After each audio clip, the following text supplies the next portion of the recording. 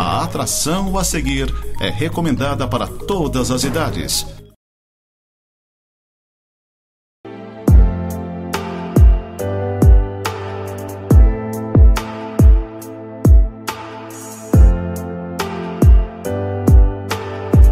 Olá, gente amada, gente querida, graça e paz. É sempre uma honra, uma satisfação muito grande poder adentrar ao seu lar em meio à sua família, sempre compartilhando um texto das Sagradas Escrituras, fazendo você pensar, refletir. Vamos fazer isso juntos, vamos pensar juntos, vamos refletir juntos sobre um tema importante demais, que é sobre casa, sobre família, sobre casamento. É um tema que eu falo muito pouco aqui neste programa, e eu gostaria de basear tudo aquilo que formos falar aqui no Salmo de número 127, no verso de número 1, primeiro versículo, Salmo 127, que diz: se o Senhor não edificar a casa, em vão trabalham os que a edificam. Se o Senhor não guardar a cidade, em vão vigia a sentinela. Se, oração condicional, se o Senhor, o nosso Deus, não edificar a casa, em vão terá sido todo o trabalho, todo o esforço para edificá-la. Então, de cara, nós aprendemos que o verdadeiro edificador do nosso lar, da nossa casa, da nossa família é o próprio Deus. Na verdade, Ele é o maior interessado em que a nossa casa esteja bem, que a nossa família seja abençoada. Ele é o maior interessado. Eu falei há poucos dias sobre esse texto, sobre esse versículo, na formatura de um dos nossos cursos de Casados para Sempre. Aliás, eu louvo a Deus por esse ministério, um ministério internacional. Ele não é da Igreja do Nazareno, da Casa do Pai aqui em Lages. Nós o adotamos há muitos anos atrás. Eu até pedi para os nossos líderes, o Micael e a Caril, para eles fazerem um levantamento, para nós percebermos, entendermos quantos casais nós já conseguimos abençoar por intermédio desse curso Casados para Sempre. Se você tem interesse e for aqui da cidade de Lages, pode nos procurar. Nós vamos ter a maior satisfação em encaminhar você. São 14 lições durante 3 meses e meio. A formatura que nós tivemos há poucos dias atrás foi das mais emocionantes que eu já presenciei, que eu já pude estar.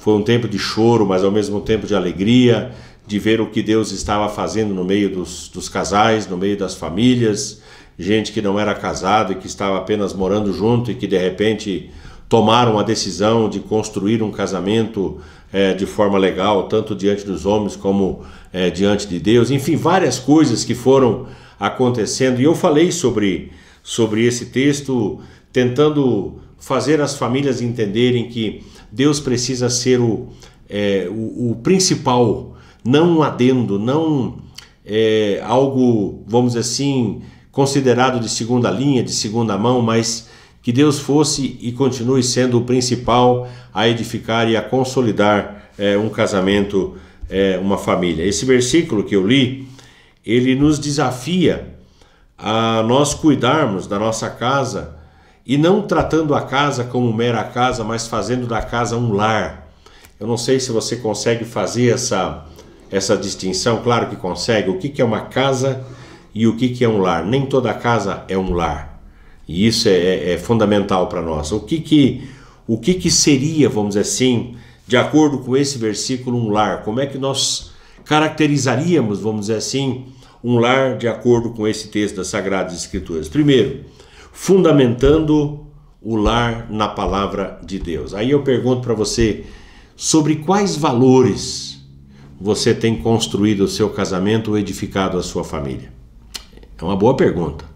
A gente pensar quais são os valores que servem de base, de alicerce, para que o casamento seja construído, para que a família seja construída. Quais são os alicerces? A palavra de Deus, ela precisa ser, na nossa vida como cristãos, a Bíblia Sagrada precisa ser a base. Mesmo que o governo, mesmo que o partido político, mesmo que alguma instituição, alguma agremiação ou qualquer coisa do tipo insista em mudar o padrão de família ou tentar mudar o padrão de família, para nós família é um homem e uma mulher, ambos casados e abençoados, e sua prole, sua descendência. Isso para nós é família cristã, é família de acordo com o padrão bíblico. O que passar disso aí é invencionice humana. E eu não quero entrar aqui no mérito, eu não quero entrar na discussão. Minha função não é criar polêmica, criar contenda, não é amaldiçoar quem quer que seja, não. Não é essa a minha função. Minha função é chegar aqui, falar da Bíblia Sagrada, falar aquilo que a Bíblia ensina, mostrar que há um Deus de santidade, mostrar que há um Deus que tem um padrão de conduta, de procedimento. Então nós entendemos que família, ela precisa vir fundamentada na ou sobre a palavra de Deus, que é a Bíblia Sagrada. Para isso nós precisamos conhecer a Bíblia. Para isso nós precisamos conhecer aquilo que a Bíblia ensina, e não somente conhecer, não somente aqui, mas nós precisamos aprender a praticar a palavra de Deus. Nós precisamos fazer da Bíblia a base para as nossas decisões. Eu pergunto para você, baseado em quê? Em quais conceitos, em quais valores ou em que orientações você toma as suas decisões para construir a sua casa e a sua família ou o seu lar? Baseado em quê? Quais são os valores, quais são os princípios que você tem adotado para que a sua família seja uma bênção? Em Josué capítulo 1, no verso 8, e esse foi, vamos dizer assim, o primeiro versículo que eu decorei na vida depois da minha conversão, Josué capítulo 1, verso 8, quando a palavra diz: não cesses de falar desse livro da lei, antes medita nele dia e noite, para que tenhas cuidado de fazer segundo tudo quanto nele está escrito, então farás prosperar teu caminho e serás bem-sucedido.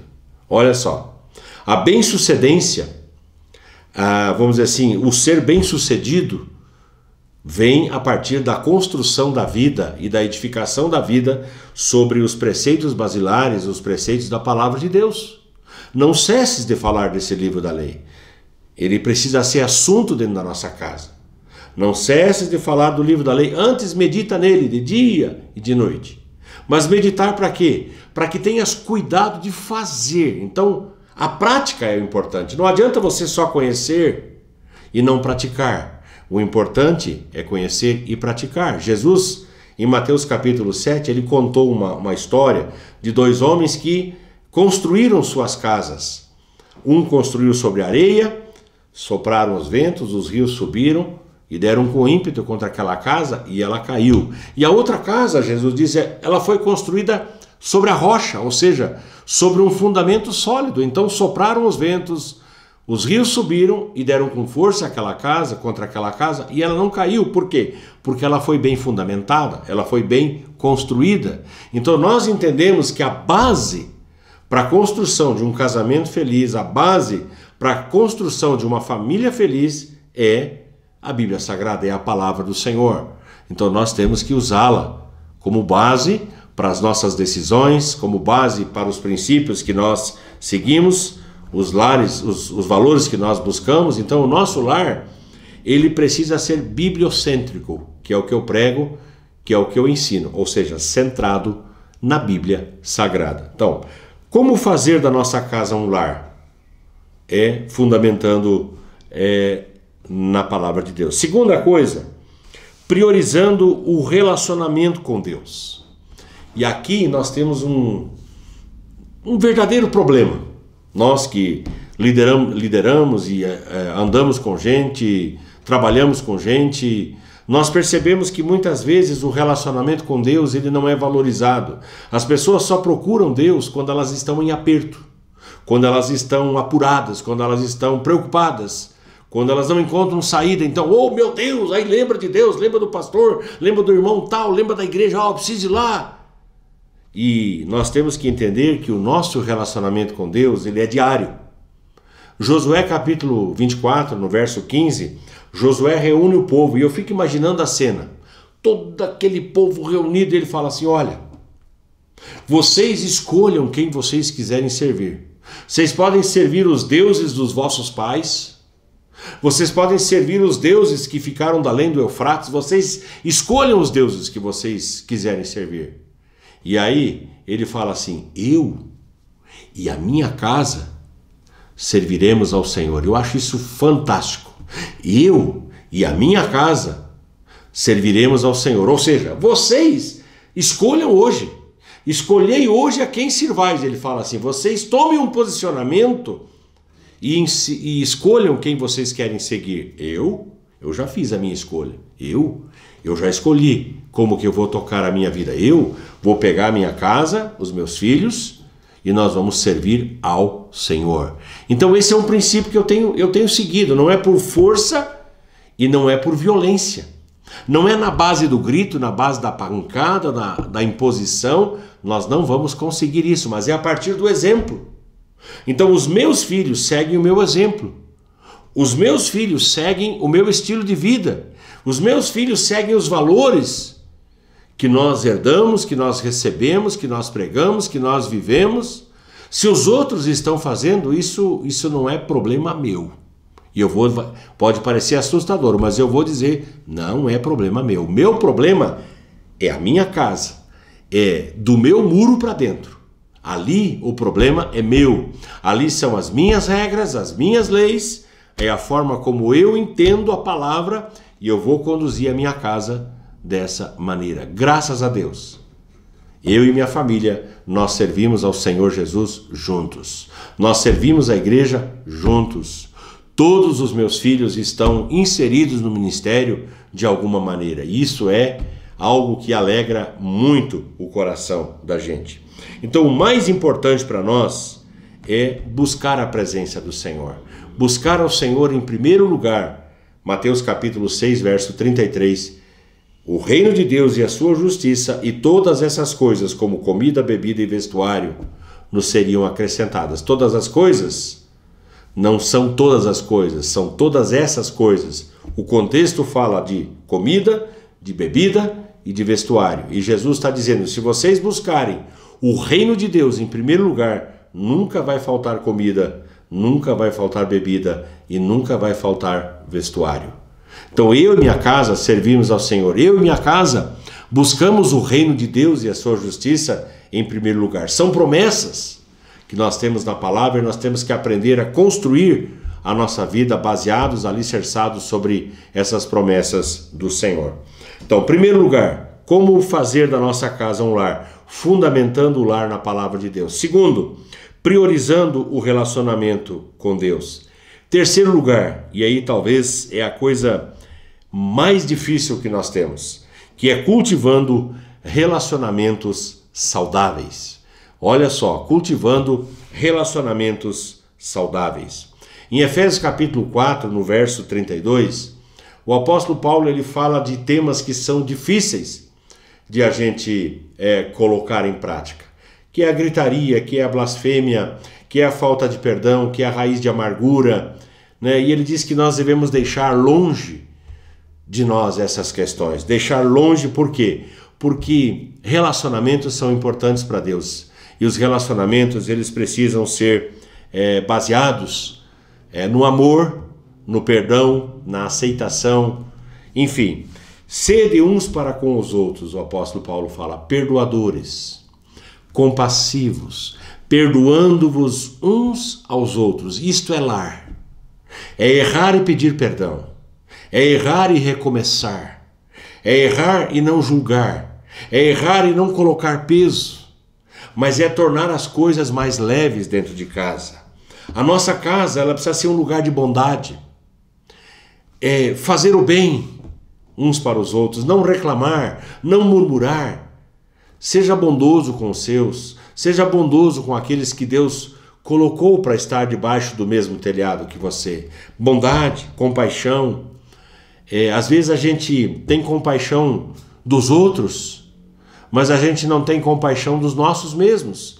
Então é bondade, compaixão, perdão, comunicação amorosa, falar respeitosamente, falar sem agredir, falar sem machucar. Não, a gente fala na linguagem popular, não dar coice. Tem casa que as pessoas já não sabem mais falar pacificamente, é na base do grito, da aspereza. Ou coisa feia, ou coisa medonha. quando você não entende que você está diante do seu pai, que você está diante da sua mãe, que você está diante do seu cônjuge, que você está diante dos seus filhos, todos eles criados à imagem e à semelhança do Senhor, e aí você tem que ser grosseiro, tem que ser estúpido em relação a qualquer um deles. Não, não é isso que a Bíblia ensina. A minha Bíblia ensina a sermos amorosos, a sermos perdoadores, a sermos queridos, amáveis com aqueles que são da nossa casa. Respeito mútuo, respeitar os limites um do outro, respeitar os gostos um do outro. Um gosta disso, outro gosta daquilo, e a gente tem que aprender a respeitar. Casa, família, lar é lugar de respeito, respeito de gosto, respeito de preferências. É respeito. Nós temos que aprender a respeitar uns aos outros. A busca da reconciliação é outro elemento necessário para que a nossa casa seja transformada em um lar. Busca de reconciliação. Eu acho que é uma das áreas mais deficitárias que nós temos tido hoje na vivência da igreja é essa. As pessoas têm dificuldades em pedir perdão. As pessoas têm dificuldades em se reconciliar. Tempos atrás, já faz um bom tempo, eu fui chamado para fazer uma visita para uma senhora que ela tinha uma doença muito grave e ela não conseguia morrer. Parece estranho um pastor falar um negócio desse, mas ela não conseguia morrer. E ela estava trancada, ela estava presa, ela estava magoada. E eu comecei a trabalhar um pouquinho com ela e perguntei para ela se ela tinha alguém que ela precisaria perdoar. Ela disse: eu tenho alguém, mas eu não consigo. Ela não conseguia perdoar o seu marido. O marido havia feito uma coisa errada contra ela e ela ficou muito magoada e ela carregou aquilo durante anos. E ela não conseguia morrer porque ela não conseguia perdoar. E eu disse: a senhora precisa perdoar. Ela falou: eu não consigo, pastor. Eu não consigo, pastor. Eu não consigo, pastor. Eu falei assim: eu vou lhe ajudar. Eu vou lhe ajudar. E eu lembro que eu peguei nas duas mãos dela e eu disse: repete uma oração comigo. E naquela oração eu fiz ela liberar o perdão sobre aquele marido crápula, aquele marido que havia errado com ela, que havia sido injusto com ela, aquele marido que havia pecado contra ela. E assim, eu não estou exagerando, às vezes eu exagero um pouquinho, mas assim que eu terminei de orar com aquela mulher, ela fez... e foi. Ela morreu segurando as minhas mãos. Tem pessoas que às vezes têm uma vida tão trancada, tão presa, porque elas não conseguem liberar o perdão sobre quem a feriu, sobre quem a machucou. E nós temos que aprender essa lição de buscar a reconciliação, de buscar o perdão, de viver uma vida tranquila e mansa. Há muito tempo eu tenho autoridade para falar sobre isso. Eu tenho autoridade há muito tempo. Eu decidi viver livre. Eu decidi viver sem peso na minha consciência. Eu decidi perdoar, eu decidi liberar perdão sobre todos aqueles que me feriram, que me machucaram, que me traíram. E a melhor coisa é você perdoar, liberar o perdão. Vai viver a sua vida tranquila, vai viver a sua vida mansamente. Eu já tive 3 infartos e muito do que aconteceu comigo foi por ódio, foi por rancor que eu vinha guardando acumulado no meu coração, no meu peito, até o dia que eu entendi que eu não preciso disso e que eu posso desfrutar do perdão e da alegria plena que o Senhor tem para dar. E eu fiz isso, eu liberei o perdão, simplesmente perdoei. 4º e último lugar de como transformar o nosso lar, a nossa casa em um lar, educando e instruindo os nossos filhos, ou os nossos dentro de casa, nos caminhos do Senhor. Muitos pais primam por uma boa educação e eu acho bacana isso. Nós lá em casa, nós nos esforçamos para dar a melhor educação para os nossos filhos. Eu não digo que o mais caro é o melhor, mas a gente procura dar um padrão de educação porque nós sabemos que é o futuro deles que está em jogo. Então, muitos pais só querem dar a educação secular, a educação profissional, bacana, legal, nota 10, 100%. Mas não é só isso. A gente precisa aprender a instruir os nossos na lei do Senhor, no caminho do Senhor, naquilo que é decente, naquilo que é correto, princípios, valores que são imutáveis. Trazer, como lá em Deuteronômio capítulo 6, 6 e 7, diz que nós devemos inculcar, colocar na mente dos nossos filhos, enquanto eles são pequenos, trazer conceitos, trazer princípios, trazer valores, que sejam pautados pela nossa vivência, que sejam alicerçados pelo nosso exemplo. Por quê? Porque se for uma mera teoria, os filhos vão olhar para nós e vão dizer, não, tem alguma coisa errada, você está falando, mas não está vivendo. Então, o que eu prego, o que eu ensino, precisa vir pautado por aquilo que eu vivo. Então é isso que Deuteronômio 6, 6 e 7 fala. Princípios que são inculcados, andando pelo caminho, assentado, deitado, falando em todo o tempo aos nossos, sendo responsáveis por sua educação secular, mas também por sua formação espiritual. Eu sempre pergunto assim, onde os seus filhos vão parar quando eles observam o seu estilo de vida? Talvez é uma das perguntas mais duras que eu tenho feito na igreja. Onde os seus vão parar quando eles olham não para aquilo que você fala, mas para aquilo que você faz? Os exemplos arrastam. As palavras comovem. Nós podemos criar comoção, mas nenhuma mudança. Então, é a nossa vida, aquilo que nós vivemos, que vai estimular os nossos a mudanças e a uma prática saudável na sua vivência. Eu queria que você pensasse com todo amor e todo carinho sobre isso que eu tenho falado para você. Vamos orar. Paizinho, eu te agradeço. Todas as semanas eu chego aqui, eu consigo pregar, eu consigo falar, eu consigo compartilhar a Tua palavra com toda a liberdade, e por isso eu te dou toda a honra e toda a glória.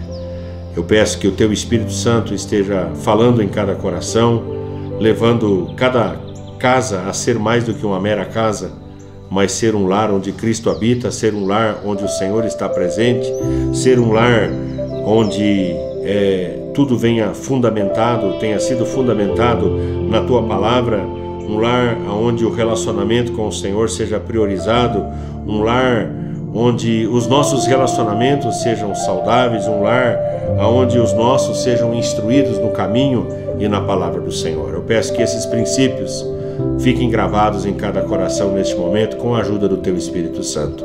Eu oro sempre em nome do Senhor Jesus. Amém e amém. Gente amada, gente querida, fiquem debaixo da graça e da bênção do Senhor.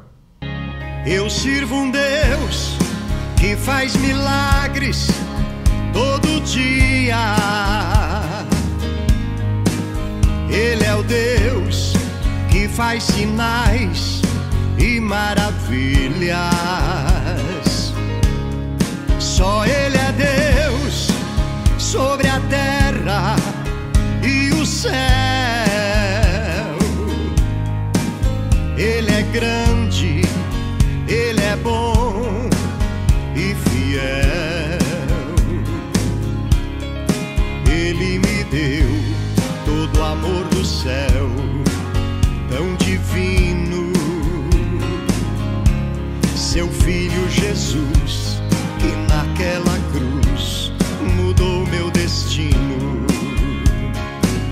Quando eu pensei estar só, não estava, porque o meu Deus me acompanhava.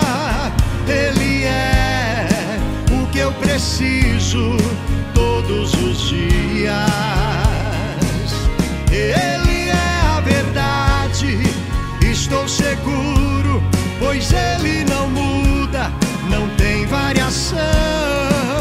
Esse é o Deus que eu tenho comigo no meu coração.